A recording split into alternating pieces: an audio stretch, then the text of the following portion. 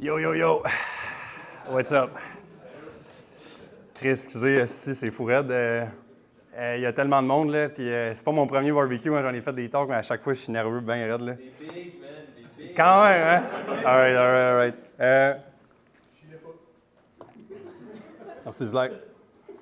Alright, moi, je viens vous parler de Remote Code Execution, là, puis grosso modo, c'est quoi, là? Remote, ça veut dire à distance, right? Du code, ben, c'est du code dans un certain langage informatique, là, ça ne surprend personne ici. Puis execution, ben, c'est exécution, puis en français, ben, on dit runner. Fait que, tu mets tout ça ensemble, ça fait runner du code sur une machine qui n'est pas la tienne. Moi, je suis venu vous parler de ça aujourd'hui. Fait que je me présente pour... J'imagine que la plupart d'entre vous me connaissent, là, mais pour ceux qui ne me connaissent pas, je m'appelle Frank. Tout le monde ici m'appelle Fleur. Je suis chez BotPress depuis 2019, fait quand même, mine de rien, 6 ans. Puis, tu sais, 6 ans là, en âge de business normal, ça veut dire 6 ans, mais genre 6 ans en âge de start-up de tech comme BotPress, c'est carrément l'infini, là, une éternité. Là. Fait que j'ai été chez BotPress depuis l'infini. Fait que mine de rien, j'ai quand même vu neiger, là, je suis un des plus anciens. J'ai fait mes études à l'Université Laval. J'ai été là fucking longtemps, de 2014 à 2023. Là. Puis là, vous dites, Chris, as-tu genre 6 doctorats? Non, j'ai pas 6 doctorats, j'ai beaucoup d'échecs. Fait que j'ai commencé un bac en génie des mines, je l'ai pas fini. J'ai switché en philo, droppé ça. J'ai été en linguistique, pas fini. Mais il y en a un que j'ai fini, par exemple, c'est mon bac en génie informatique. Fait que ouais, j'ai fait un bac en génie informatique à l'Université Laval. J'ai commencé à programmer avant même d'être inscrit au bac en génie info, là, en MATLAB et en VBA. Là. Fait que ça clash avec beaucoup de monde, j'imagine. Beaucoup de mes collègues ils ont commencé à coder parce qu'ils essayaient d'automate leur RuneScape ou bien leur Minecraft là, avec des plugins. Là. Non, moi, j'essayais d'automatiser puis de simuler des usines de traitement de minerais. Là. Fait que je viens d'un autre... Puis là, aujourd'hui, chez BotPress, moi, je suis team lead de l'équipe Squid. Squid, ça veut dire calmar. Là. Nous, on est plutôt responsable de ce qui est SDK / point d'extension, right? Fait que extender la plateforme. Bref, c'est de ça que je m'occupe. Bon, Mike l'a déjà dit, là. Je suis curieux, y a-t-il du monde qui était là au CAC 1, à la première édition de CAC? OK, Chris, plus que je pensais, mais oui, c'est vrai. Ouais, OK. Je chaque beaucoup, hein, excusez-moi. Je le dis, impossible que je sois capable de m'empêcher de sacrer. Oui, Chris, au CAC 1, dans le fond, ce qui s'est passé, je me souviens, le jour même, j'avais demandé à Mike, j'ai dit, t'as combien de conférenciers à soir? Il me dit, j'en ai rien qu'un. Puis j'étais genre, c'est un événement de tech, un seul conférencier, il va manquer un peu de viande, tu sais. Fait que là, je m'étais enfermé dans un bureau, puis j'avais pris 5-6 heures, tu sais, puis j'avais monté un talk sur une lib que j'avais écrit qui s'appelle Jex. Puis Jex, c'est quoi? C'est une lib qui permet de décider si un JSON schema est un cas particulier d'un autre JSON schema. Fait que c'est une lib de manipulation de type / schéma. Puis à ce moment-là, j'étais vraiment expert de mon sujet. Comment ne puis-je pas l'être si c'est moi qui ai écrit la lib? Fait que c'est sûr que je la connais, la lib. J'ai passé 80 heures de travail là-dessus. Je connaissais mon sujet. Là, c'est pas les mêmes circonstances. Là. Dans le fond, c'était supposé être Yé ou Laurent. C'était supposé être lui qui présente. Le gars qui a l'air de Jésus, drette là. Puis au début du mois, Mike, il me dit « Hey, Laurent est chaud. Ça tente-tu de prendre son spot? » Puis je suis comme... Ouais, puis j'avais toujours eu envie de donner un talk sur le Remote Code Execution. En fait, je voulais présenter une tech qu'on utilise chez BotPress. Puis j'étais comme, ouais, tu sais, en 5-6 heures, je vais monter de quoi. Puis là, j'ai comme passé le triple du temps. Tu sais, je suis pas loin d'une vingtaine d'heures que j'ai mis là-dessus. Puis je ne suis, dans le fond, c'est le préambule, là. Je ne suis pas expert de mon sujet. Puis je pense qu'il n'y a pas d'informations fausses dans mon talk. Si jamais il y en a, puis que vous les spottez, vous me le direz. Pour vrai, à la fin du talk, c'est un sujet qui est fucking huge. Puis, bref, j'ai comme pas réalisé dans quoi je m'embarquais. Fait que, sans plus attendre, définition et enjeu du Remote Code Execution. J'ai demandé à Google, c'est quoi ça? Première affaire qu'il me dit, c'est un type de vulnérabilité de sécurité. Fait que là, j'ai voulu on start ça. J'ai voulu faire une petite démo, je vais vous montrer ça ressemble à quoi du Remote Code Execution, puis en quoi c'est une vulnérabilité de sécurité. Fait que, je suis pas à la bonne place. J'ai un petit repo ici. J'ai un back-end, j'ai un front-end. Je ne vous montrerai pas le code de mon front-end parce que vous allez rire de moi. Mon back-end, c'est pas grand-chose. Là. Pour vrai, voyez-vous bien? J'ai-tu besoin de zoomer plus? C'est beau. Check. Je vais le zoomer plus pareil. D'un coup, qu'il y ait des yeux de grand-mère en arrière. Là. Ouais, fait que c'est pas grand-chose. C'est un petit... ça va? Fait que c'est un petit serveur express, bien simple. Là. Je parse le body des requests en JSON. Bon, ici, je gère les cross-origin. J'ai une route qui s'appelle get ping, puis ça retourne un 200 avec pong. Bien simple, right, jusque-là. Puis j'ai une autre route qui est un post avec /code. Je pogne le body de la request. Merci, Alexa. C'est très apprécié. C'est toujours en train de se faire espionner par la Big Tech, Carlis. Ouais, c'est ça. Fait que je pogne le body de la request. Je le parse avec Zod pour m'assurer qu'il y a le bon format, le code qui est une string. Right? Bon, s'il n'y a pas le bon format, je retourne un 400. S'il y a le bon format, je le passe à la fonction eval. Bon. C'est quoi que ça fait, la fonction eval? Là? Mettons que j'ai genre un petit script. Là. Oups. C'est tough écrire quand il y a du monde qui te regarde. Fait que, mettons que j'ai une petite fonction ici de même, là, puis que je fais eval de... Fait que j'ai un petit script, tu sais, S, c'est carrément une string, là, right? Puis que je fais eval de ma string, bien, ça va l'évaluer, ça va l'exécuter comme du code JavaScript, juste in memory, in process, direct là. Right? Fait que je vais aller vous montrer mon petit... oups, ouais, c'est pas ça que je voulais. Ouais. J'ai parti mon petit back-end puis mon petit front-end ici, puis, il est déjà ouvert. Bon. Là, Chris serait pas fier de moi, là. Chris, c'est genre le gars qui donne des talks de design, là. Moi, je ne fais pas de design chez BotPress. Oui, bien simple. J'ai un status indicator qui call mon ping, right? Puis tant que le ping est healthy et qu'il répond, c'est vert. S'il arrête de répondre, ça devient rouge. Puis, je peux rentrer du code. Bon. Fait que là, je vous l'ai montré tout à l'heure. Je peux envoyer un console log fou, mettons, là, puis je peux spammer ça une couple de fois, right? Puis, je vais voir les logs de mon back-end. Bon, je vois fou. Là, Google, lui, ce qu'il m'a dit, c'était que c'est un type de vulnérabilité de sécurité. Qu'est-ce que je peux faire de si méchant que ça? Mettons que je vais chercher la lib FS. Qui connaît la lib FS? Répondez pas, c'est une question rhétorique. Right? Puis là, je décide, mettons, d'aller lire le file system. Fait que je fais fs.read dir sync, right, de slash. Puis là, je fais console de... Oups! Si vous voyez une erreur dans mon script, vous me le direz. Ça ressemble un peu à ça. Fait que là, je run ça, puis qu'est-ce que je peux faire? Si je peux aller lire le file system. Puis là, au lieu d'aller lire, ben slash, je peux aller lire users slash, tu sais, aller dans le home directory. Qu'est-ce que je vais trouver? Je vais trouver un dossier qui s'appelle .ws. Dedans, il y a des credentials, right? Il y a des mots de passe, ainsi de suite. Je pourrais voler ça. Puis là, j'ai console log, là, évidemment, en tant qu'attaqueur, je n'ai pas accès à ces logs-là. Mais je pourrais me les envoyer carrément juste en callant ici un fetch, tu sais. Puis juste me faire un call HTTP à mon propre serveur que moi j'ai hosté pour m'envoyer les données puis y avoir accès, right? Qu'est-ce que je peux faire et tout, là? Je peux faire un petit while true, ici.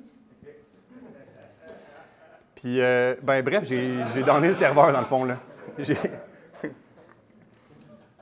J'ai donné le serveur, puis là, ouais, ça, on se rappelle, là, ça fait carrément juste caller ping, là. Fait que, si ça répond pas, on a un petit problème.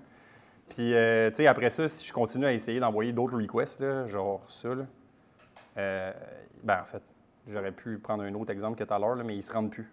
Ouais. Puis la seule chose que je peux faire, c'est rebooter mon back-end. Right? Fait que je reviens à mes moutons, là. Fait que là, ouais, je sais un petit peu... je sais un petit peu ce que vous dites, là. Vous dites... T'es-tu cave, tu sais? T'es-tu un gros cave? Tu calls eval dans ton code sur du code unsafe, man. Tu cours après le trouble, tu sais. Puis je le vois, je vois Mathis ici, là, drette là, ses yeux sont remplis de jugement, là. Puis je sais, il me l'a dit avant le talk, il me dit, man, moi, je suis un programmeur professionnel, puis je veux dire, il faut vraiment être profondément stupide pour permettre à un hacker externe d'exécuter du code sur sa machine, là. Puis Mathis, j'entends ce que tu dis. J'entends ce que tu dis, puis on va s'en souvenir, puis je te dis pas si tu as tort ou tu as raison. Mais j'aimerais quand même qu'on ait une petite pensée pour des milliers de programmeurs Java qui, en 2021, sont rentrés à job, tu sais, puis se sont fait complètement abuser, exploser, défoncer par des hackers. Puis, dans une attaque de sécurité qui s'appelle Log4Shell, je suis curieux, dans la pièce, est-ce qu'il y a des programmeurs Java qui faisaient du Java en 2021? Puis, y en a-tu qui se sont fait pogner avec l'attaque de Log4Shell? OK. Fait que tout le monde se souvient, Mathis, il vous trouve stupide. Right? Right, c'est Mathis qui vous trouve cave, all right. C'est quoi Log4Shell? Le Log4Shell, c'est le nom de l'attaque, de la vulnérabilité, dans le fond. Ça se passait dans une librairie qui s'appelle Log4j, qui est un logger. Puis ça, c'est fou, là, quand tu développes du back-end, là, le logger, c'est le dernier que j'imaginerais des coupables qui pourraient faire en sorte que je me fasse péter.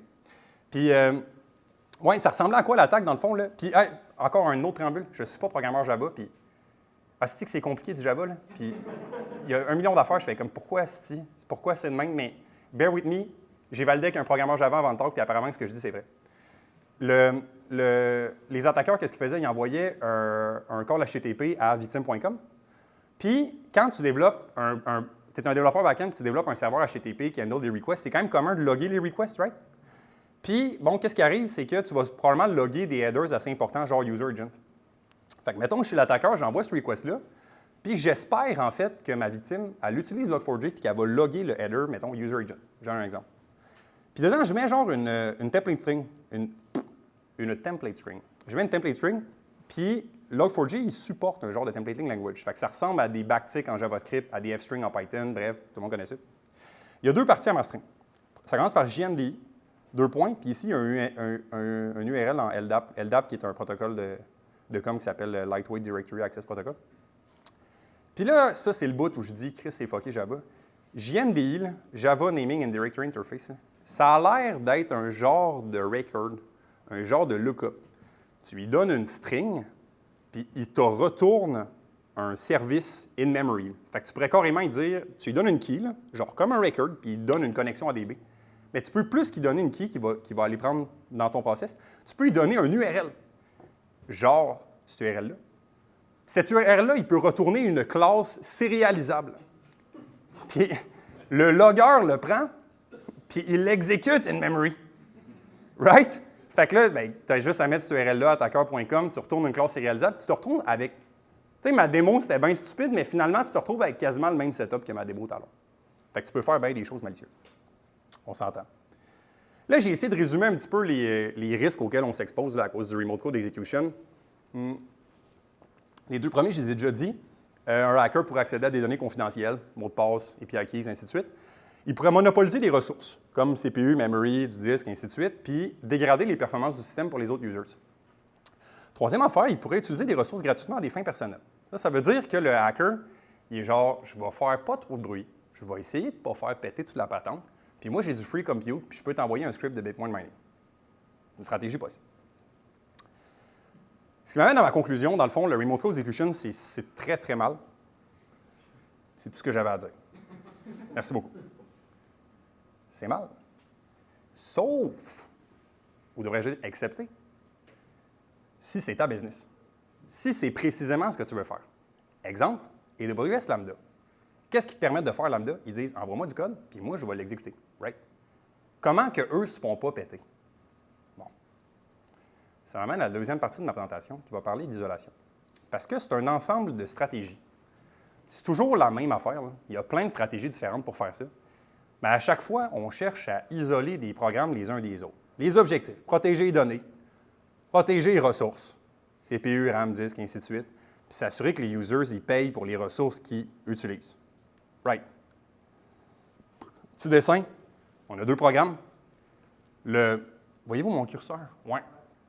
Premier programme, là, il a comme son propre CPU, sa propre memory, son propre disque, ses propres périphériques en général. Il ne peut pas influencer le behavior puis la performance de l'autre programme à côté, puis ainsi de suite. Ils sont isolés, puis j'ai un timer pour mesurer les ressources qu'ils consomment. C'est l'idée. Fait que là, je me suis dit, mettons que moi, je voulais développer genre Lambda. Je me suis dit, je pourrais-tu utiliser... Je me suis dit, comment je le ferais? Moi. Puis je me suis dit, je pourrais-tu le faire avec Docker? Puis, pas tant. Tu ne peux pas vraiment le faire avec Docker. Puis j'ai trouvé ce gars-là, même ce Chad-là sur Stack Overflow qui a solide réputation quand même, puis qui explique assez bien quand même la problématique. Là. Dans le fond, quand tu hostes plusieurs containers sur une machine, right, sur une machine Linux, ils vont tous... Donc, chaque container n'a pas son propre kernel. Ils vont partager le kernel du host OS. Puis ça te rend extrêmement vulnérable à des attaques de kernel. N'étant pas hacker moi-même, je ne sais pas exactement comment on fait pour attaquer quelqu'un, mais je sais qu'il y en a déjà eu de ces enjeux de sécurité-là. Puis, il y en a un autre qui est peut-être moins technique puis qui est moins compliqué encore, là. On appelle le noisy neighbor. Là. Le noisy neighbor, c'est quoi? C'est que, admettons que tu as un container qui fait juste spammer des accès fichiers, right? Fait qu'il fait juste open, il lit des fichiers, mais il va monopoliser le disque, right? Le disque dur, puis c'est le même disque dur pour tout le monde, right? Fait que ben ça peut venir ça peut faire en sorte de dégrader les performances des autres containers à côté. Fait que Google, qu'est-ce qu'ils ont fait avec ça, eux autres? Google Cloud Run Function, ils ont inventé une tech qui s'appelle gvisor. Puis gvisor, dans le fond, c'est exactement ce qu'ils font, les autres. Ils spawnent des containers. Puis gvisor, c'est un programme qui va intercepter les syscalls que l'app, le container, va faire au kernel. Right? Puis, ils peuvent filtrer des syscalls. Ils peuvent rate limiter des syscalls. Puis, ils peuvent, en général, contrôler l'interaction que le container fait avec le kernel. Fait que ça, c'est carrément la stratégie Google. C'est comme ça qu'ils ont fait. Stratégie AWS, un peu différente. Contrairement à Google, ils n'utilisent pas des containers, ils utilisent des VM. VM, VMware, VirtualBox, ainsi de suite. C'est pas pareil une VM. Une VM, chaque VM a son propre kernel, puis il joue avec ce qu'on appelle du virtual hardware. Fait que le hypervisor, il est responsable de donner l'illusion que c'est du vrai matériel qui est consommé par la VM.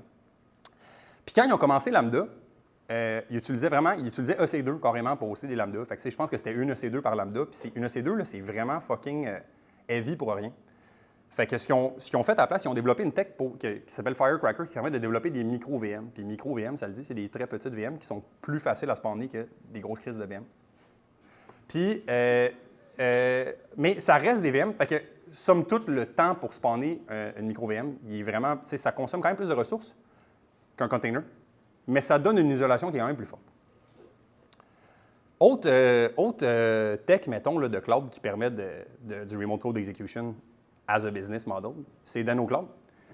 Puis eux autres, ce qu'ils utilisent, c'est un concept V8. V8, c'est un interpréteur de JavaScript, right? Puis eux autres, ils utilisent un concept qui s'appelle les isolate, puis qui fait vraiment un environnement d'exécution de JavaScript qui est comme fermé de l'extérieur. Puis c'est, mettons que tu développes demain matin un genre Node.js, bien, tu pognes un isolate, puis le but, c'est que tu lui donnes des fonctions pour lui permettre d'interagir genre avec le file system, mais par défaut, dans l'isolate, il n'y en a pas, puis il faut vraiment que tu construis cet écosystème-là. Puis eux, ils sont partis des isolates, puis ils ont construit finalement la tech autour qui permet de filtrer comment que le code JavaScript interagit avec le reste du monde. Un peu dans la même ordre d'idée, puis je ne l'ai pas mis dans mes slides, là, mais genre Wasm, là, je crois qu'il est secure par défaut, le WebAssembly, mais que tu n'es pas contraint. C'est comme le downside, c'est que tu es contraint d'utiliser du JavaScript. Le Wasm, il y a plein de langages qui build vers Wasm, là, fait que c'est un peu la même idée. Petite parenthèse, dans le fond, chez BotPress, chez BotPress, nous, on développe une lib qui s'appelle LLMZ, puis qui permet, entre autres, d'exécuter du code, de permettre à des LLM d'exécuter du code. Puis on ne voulait pas se faire remote, on ne voulait pas se faire péter par des LLM. Là, imagine, je me suis fait hacker par GPT. Là. Fait qu'on utilise, nous, des isolates pour tout le code qui est généré par les LLM. Mini parenthèse, là. On est arrivé chez BotPress avec un défi. Le problème était le suivant, là. On voulait exécuter du code. En fait, je reviens en arrière, là. Toutes ces approches-là, ils ont tout un problème. Là. Ça prend un petit timer, ça. Ça prend le petit chronomètre qui vient mesurer les ressources. Il faut que tu saches à qui puis combien tu y fais payer. Puis nous, on est arrivé avec un problème, c'est qu'on ne savait pas, en fond, le résultat d'exécution du code, c'est le gars à qui on est supposé faire payer la facture. Fait que je vous explique un petit peu chez BotPress, ça ressemblait à quoi. Là. On a BotPress qui est là. On a un URL de webhook. Fait qu'on reçoit des webhook requests de l'extérieur. On a WhatsApp ici, on a Slack, on en a plein des external services qui nous envoient des requests, right? Puis le format de toutes les requests qu'ils nous envoient sur notre webhook endpoint sont toutes différentes, right? Il n'y en a pas une qui a l'information en même place, puis il n'y a pas une qui utilise la même nomenclature. C'est normal, ce n'est pas les mêmes services. Puis nous, on reçoit la webhook, puis on a comme deux types de users dans BotPress. On a des développeurs, j'ai dit le mot extension, plugin, intégration, module, whatever. C'est des développeurs qui extendent la plateforme. On a des développeurs, eux autres, qui développent des bots. Eux autres, ils fabriquent des end results, là, des agents conversationnels, tu sais, right? Puis eux, ils consomment des extensions. Fait que là, la request arrive, puis là, nous autres, on sait que ça vient de WhatsApp. Il faut demander à la WhatsApp extension, qui, bon, dans le cas de WhatsApp, a été développé par nous, mais qui, en général, pourrait être développé par n'importe qui. À quel bot est-ce que je devrais forwarder cette request-là? Fait qu'il faut lui demander de parser la request. OK? Puis, pour la parser, bien, il y a besoin d'un langage informatique. Fait que c'est comme s'il faut lui demander d'interpréter du code. Mais le problème, c'est que ce n'est pas lui qu'on veut biller. Ce n'est pas le développeur l'extension. Tu sais, ce gars-là, plus que son code est utilisé, ce ne serait pas normal qu'il y ait plus qu'il soit payé. Tu sais, lui, il est bénévole, il fournit du code. Ce n'est pas lui qu'on veut charger, right? En fait, c'est lui qu'on veut charger parce que lui, il parse le request, c'est le bot 2. C'est ce bot dev-là, en fait, qu'on veut faire charger pour l'exécution du code. Mais ça, on ne le sait pas tant qu'on n'a pas parsé la request, right? Puis pour la parser, bien, il faut exécuter du code. C'est pas la même, tu sais. Ça m'amène à ma troisième partie. Puis là, dites-vous que Ça fait 20 minutes que je parle. Puis mon intention initiale, c'était seulement de parler de cette partie-là. Fait que j'ai vraiment fait un énorme préambule pour arriver vraiment à ce bout-là.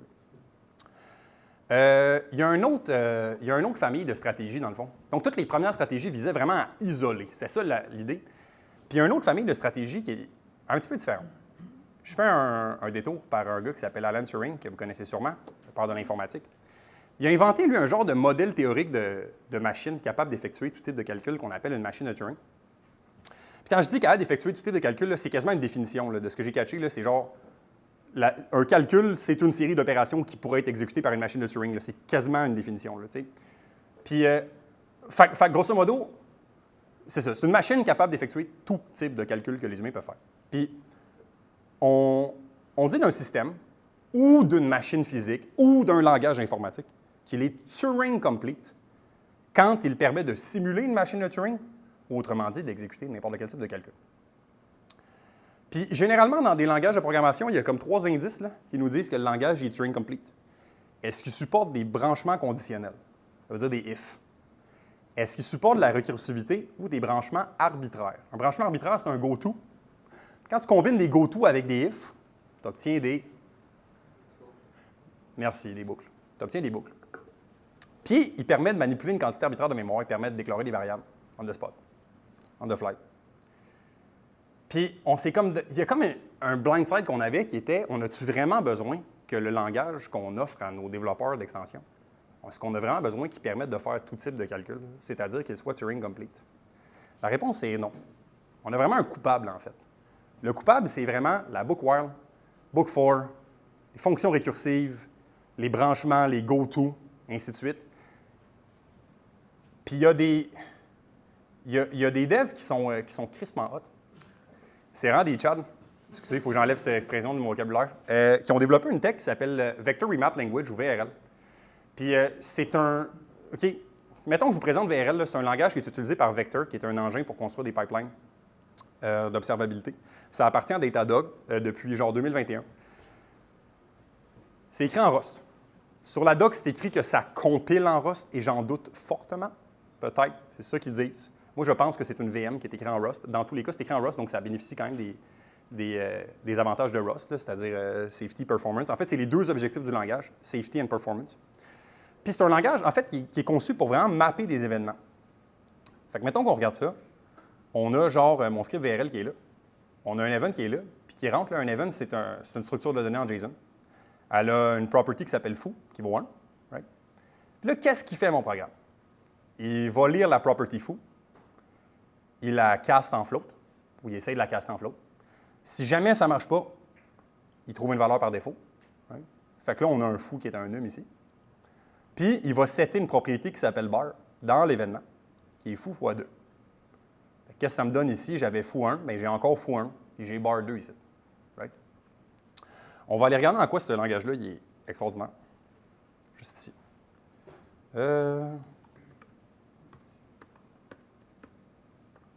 Mettons que je pars mon petit exemple et que je ferme ça. J'ai écrit VRL, c'est écrit en Rust. Nous autres, on l'a juste bundlé en Wasm puis on a mis ça sur GitHub. Là. La lib s'appelle BP internal / VRL. On l'a appelé VRL. J'ai une couple d'exemples de code. Là. On va commencer par le premier. Ce langage-là, ce qu'il permet de faire, c'est lire puis d'assigner des valeurs. Fait que là, ce code-là, ce qu'il va faire, c'est qu'il va prendre la property qui s'appelle foo. Il va la caster en string. Il va préfixer la string avec un underscore, right? Puis, il va réassigner ça à foo. Fait que moi, quand j'ai utilisé cette donnée-là, foo base, mais qu'est-ce que j'ai en retour? J'ai foo underscore base. Jusque-là, ça va. C'est un langage qui est fail-safe. Okay? Fait que mettons que je commande ça, puis que je décommande ça. Okay? Le langage, il va checker mon script. Puis il va me dire, il y a de quoi de sketch que tu essaies de faire, mon chum? Il me dit, this expression is fiable because at least one argument type cannot be verified to be valid. Puis le problème, c'est que cette fonction-là, elle peut thrower. Elle peut. Fait qu'on a deux choix. Soit on utilise le unsafe operator pour dire je m'en sac, tu trouveras, mon chum. Ou on utilise le error coalition. Fait qu'on dit si jamais c'était pas une string puis ça marche pas et tu n'es pas capable de le caster, utilise une string. Ou je peux même déconstruire une erreur ici puis utiliser un if statement plus loin pour évaluer si jamais c'était une erreur. Fait que nous, dans ce cas-là, On va l'évaluer avec une string, puis là, ben, on a le bon résultat. Dans le fond, on retrouve underscore base. C'est la même idée. C'est un langage qui supporte des if statements. Okay? Bon, si on se souvient bien, je vous ai dit que les if statements, c'était une des conditions qui permettait de dire qu'on était Turing complete, mais ce n'est pas la seule. Fait que là, si foo c'est bar, ben foo va devenir base, puis sinon foo va être cux, puis nous, on a cux ici. C'est un langage aussi qui est expression-based. Je pense que Rust est comme ça, de ce que j'ai catché. Je trouve ça très weird, là, mais au lieu d'assigner la variable comme ça, là, on peut carrément faire ça, puis que le if statement retourne. En tout cas, moi, je trouve ça... Comme une expression ternaire. Oui, exact. Exact. Bien, les expressions retournent des valeurs en VRL. Ensuite, c'est ça. Donc, ça, c'est le génie de la chose. Hein. C'est vraiment le génie de la chose, c'est que j'ai dit qu'il ne pouvait pas faire de boucle. C'est pas vrai. Il peut itérer. Mais il ne peut pas itérer arbitrairement. Il peut itérer sur des collections finies. Et quelles sont-elles, ces collections finies-là? C'est l'input du programme. OK? Fait que je vous montre un exemple ici de... Excusez, il faut juste que je décante ça. J'y envoie tags... Oups, excusez. Pas content. J'y envoie tags foo barbase. Right? Puis il y a une fonction... bon, je le caste en array, et ainsi de suite. Il y a une fonction filter. OK? Puis moi, je dis... Laisse passer la variable, laisse passer la valeur si c'est pas fou. Fait que ce que j'ai en retour, c'est bar puis base. Okay? Puis c'est ça l'idée, c'est que si tu ne veux pas te faire hacker avec VRL, tu as juste à ne pas laisser passer. Dans le fond, il faut que tu essaies d'empêcher des scripts qui sont trop gros, c'est-à-dire qu'il y a trop d'instructions. C'est si un script qui est fucking gigantesque, tu essaies de l'interpréter, oui, il peut vraiment durer longtemps son exécution, right? Il peut consommer beaucoup de ressources. Ça se check bien. C'est une string. Je peux voir, es-tu grosse? Puis, je peux mesurer, dans le fond, l'input que je donne au programme. Mais ça, je le fais déjà, tout le monde le fait. T'sais, le body d'un request, tout le monde s'assure que ça ne dépasse pas un certain nombre, une certaine quantité de mémoire. Fait que c'est ça. Fait que bref, c'est une façon safe, dans le fond, de permettre d'itérer sur l'input. Il n'y a pas de fonction custom, seulement des fonctions built-in. Puis là, je m'explique par ça. Là. Quand toi-même t'exécutes du VRL, tu peux lui fournir des fonctions supplémentaires écrites en Rust, je crois. Là. Fait que tu peux en fournir, mais tu ne peux pas en écrire en tant que développeur VRL. OK? Puis tu as vraiment une collection, une panoplie de fonctions. Peut-être, après ma démo, j'irai regarder un peu le catalogue de ce qui est offert. Là. Mais tu sais, entre autres, parse.json, tu te le fais donner. Fait que tu as vraiment beaucoup d'utils pour mapper des données. Puis, ouais, fait que là, c'est un exemple où je donne carrément une string, là, un JSON stringify de ça, puis lui, il n'y a pas de problème à le parser, puis il me le retourne ici. Puis là, mettons que je reviens à mon exemple de tout à l'heure. Là. Donc, j'ai dit qu'on se faisait envoyer une request par genre WhatsApp, je pense que j'avais dit dans mon exemple. Là. On se faisait envoyer une request par WhatsApp, puis mettons que ouais, on se faisait envoyer une request par WhatsApp, puis que la request qu'elle contient, là, c'est une string en base64, puis le contenu de la string, c'est... Donc, ce qui est encodé en base64, c'est un JSON qui est stringifié, right? Une certaine structure de données. Puis nous, bien, on n'a vraiment pas de problème à décode base64 du payload, parser le JSON, aller le chercher. Puis là, je peux dire, si le type de ma request est user, bien, mon bot ID, celui que je dois faire payer, bien, c'est parse.id. Puis si c'était système, bien, c'était parse.systemaccountUser.id, genre. Puis je peux le faire, ce genre d'opération-là, puis j'ai pas de trouble à le faire. De manière safe. Fait que ouais. Fait que c'est ça. C'est tout. Je vous ai dit que j'irais voir, en fait, vite, là.